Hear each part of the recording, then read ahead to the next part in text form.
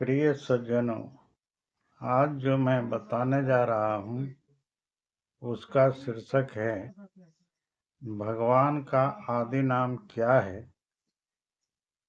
इस शीर्षक में मैं बताने जा रहा हूँ कि भगवान का वह आदि नाम कौन सा है जिसको सब देव, ऋषि मुनि और महादेव भी रखते हैं, जपते हैं।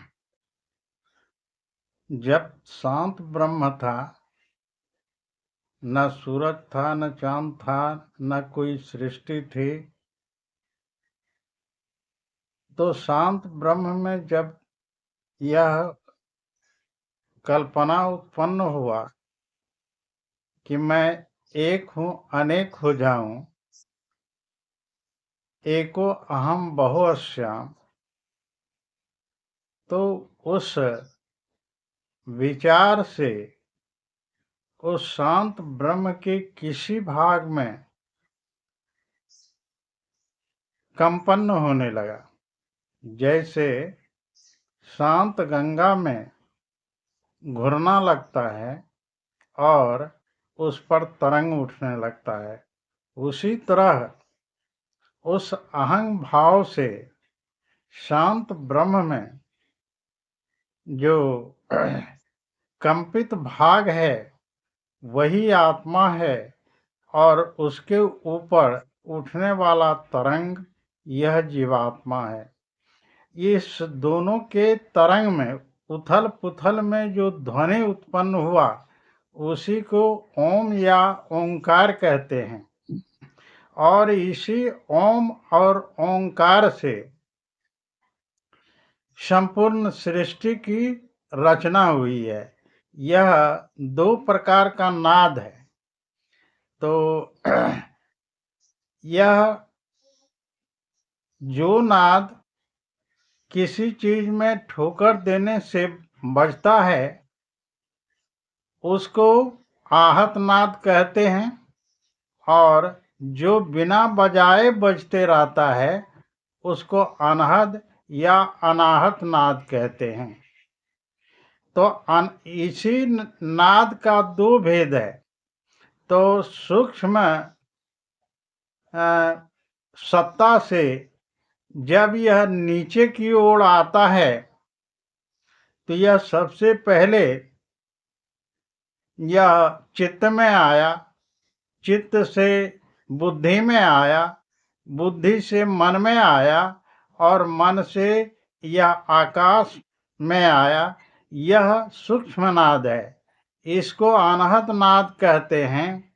और इससे जब यह पंचत्व में आया, अग्नि में, वायु में, जल और थल में, इसको आहत नाद कहते हैं।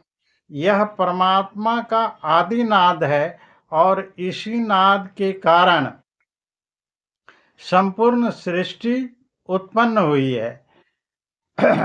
तो ओम का पहला अक्षर वो है, वो स्वर वर्ण है, और इसी के आधार पर सभी वर्ण हैं। सब व्यंजन वर्ण इसकी सहायता से ही बोला जाता है, इसलिए यह सभी वर्णों में समान रूप से समाहित है। इसलिए इन वर्णों से जो शब्द बना वह सब शब्दों में भी यह समाहित है। इसलिए जो भी शब्द है वह उसमें ओम समान रूप से समाहित है। और ओंकार इसका सूक्ष्म रूप है, इसको प्रब्रह्म कहते हैं। और ओम अर्थात ब्रह्मा विष्णु महेश है। ओ उ मो, यह ब्रह्मा विष्णु महेश है। तो इसको यदि अध्यात्म की भाषा में हम कहें तो यह ब्रह्मा विष्णु महेश है, और विज्ञान की भाषा में हम कहें इसको तो यह इलेक्ट्रॉन, प्रोटॉन और न्यूट्रॉन है। और यह तीनों प्रकार की शक्तियां जो है हर जगह व्याप्त है, और इन तीनों प्रकार की शक्तियों से यह तीन प्रकार का काम होते रहता है। ब्रह्मा का काम है प्रजनन करना, विष्णु का काम है पालन करना और शिव का काम है संहार करना। यह तीनों अभौतिक देव हैं और अभौतिक देव सभी प्राणियों में समान रूप से समाहित है। इसीलिए जन्म लेना, जवान होना और फिर मर जाना, इस प्रकार की क्रियाएं प्रत्येक वस्तु में होते रहता है। यही है परमात्मा का आदि नाम, और इस नाम को सभी जपते हैं। इस नाम को जप करके ही कोई प्राणी परमात्मा तक पहुंच सकता है, क्योंकि यह परमात्मा से निकलकर यहाँ प्रत्येक जीव प्राणियों में हम लोग अनुभव करेंगे। जैसे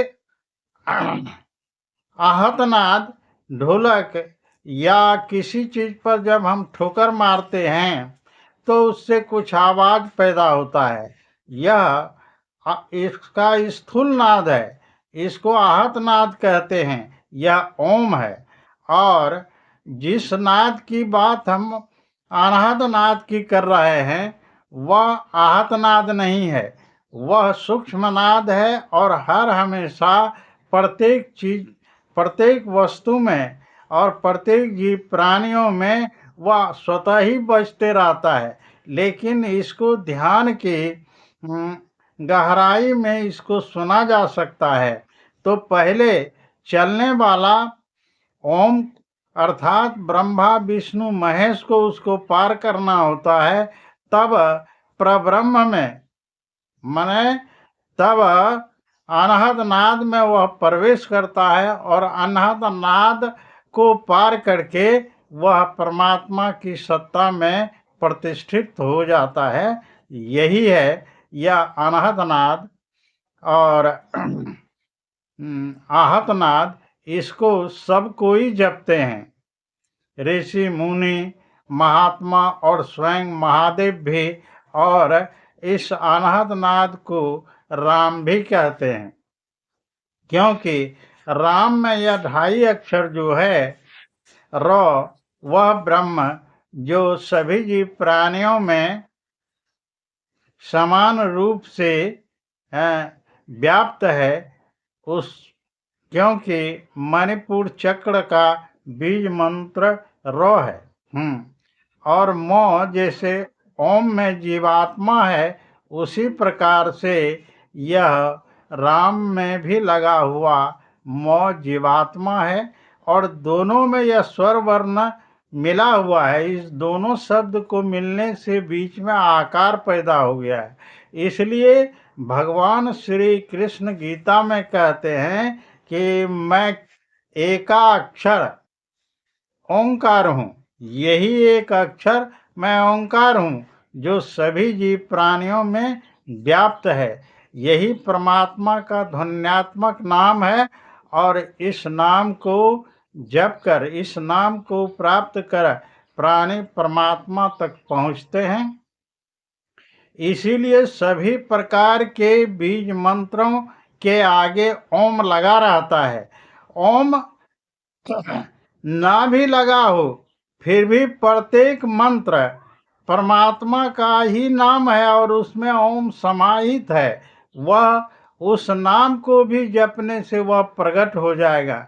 जैसे देखिए कि भगवान बुद्ध अंगुलीमाल को जब बीज मंत्र दिया कि राम नाम तुम जपो, तो राम नाम उसको कहने ही नहीं आता था। तो कहा कि जो तुमको आता है वही रटो। तो राम का उल्टा मारा मारा वो जपा, इसलिए कि सब दिन मारपीट ही किया था। और माड़ा माड़ा जपते जपते वह ब्रह्म ऋषि के समान हो गया। इसलिए किसी भी नाम में यह यही साबित करता है कि जिसको तुम खोजते हो वह हर जगह व्याप्त है।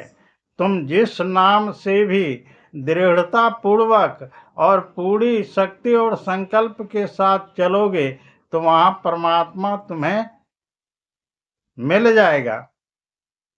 इति शुभम्।